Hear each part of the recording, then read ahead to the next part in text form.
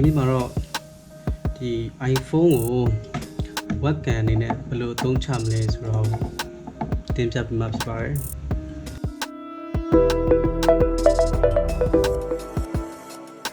iPhone မှာပါတဲ့ camera ကိုကျွန်တော်တို့ webcam အနေနဲ့အသုံးပြုမယ်ဆိုတော့လိုအပ်တဲ့ဒီ software တွေကတော့ဒီ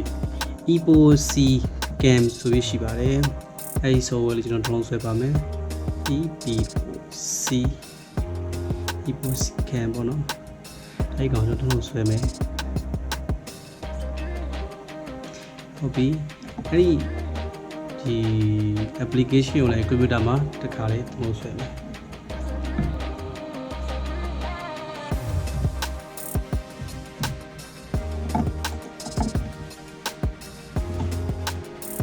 ဟုတ်ကဲ့အခုဆိုရင်ဒီမှာ EpocCam ဖွင့်ပါပြီဆိုတော့ဒီမှာ begin နေမယ်ဒီကြိုင် next ပဲနေမယ် next ပဲနေမယ်အလောင်းလုပ်မယ်ဒီ access network လေးကျွန်တော်အလောင်းလုပ်မယ် okay ပြီးပါပြီပေါ့နော်ပြီးပါပြီဟုတ်ကဲ့အခုဆိုရင်ဒီကောင် USB နဲ့ချိန်ပါကျွန်တော်ခဏလေးဒီကောင်ကျွန်တော် download ဆွဲပါမယ်download ဆွဲမယ်ဆိုတော့တော့ရပါတယ် download ဆွဲပါမယ်ဆိုတော့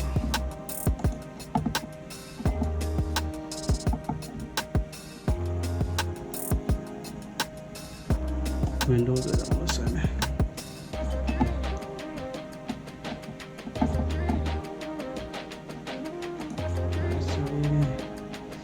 ဆွဲ EpocCam ကျွန်တော် Windows ဆွဲကြည့်ထားတယ်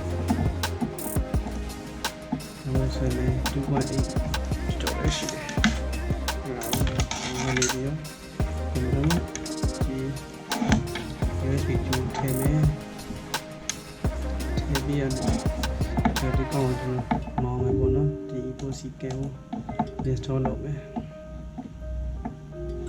install လုပ်မယ် next ပဲ install ပဲ okay finish ဟုတ်ပြီဒီ EpocCam က connector with Wi-Fi ဖြစ်သွားပြီ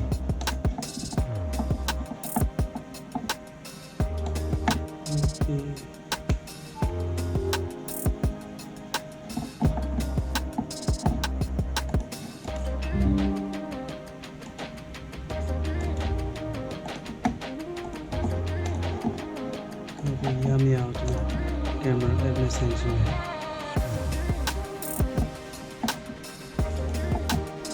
ကင်မရာကိုနှစ်ခုပြထားမယ်ဆိုရင် EpocCam လို့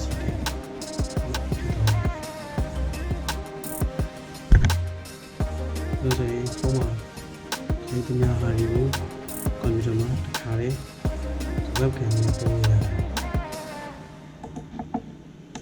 webcam နဲ့သုံးရတယ်အခုဒီကောင်ကို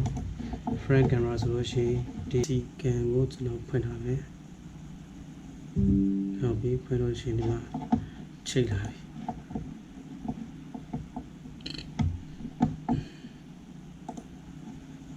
ချိတ်သွားပြီဆိုတော့ကျွန်တော်တိုက်တဲ့နေရာမှာသုံးလို့ရပြီဥပမာ Skype တို့ဘာလို့ညာတော့ ਨੇ ဒီ Zoom တို့ဘာလို့မှာတခါတည်းသုံးလို့ရပြီဆိုတော့ okay ကျွန်တော် camera app နဲ့ပြန်ဆန်းပြန်မယ်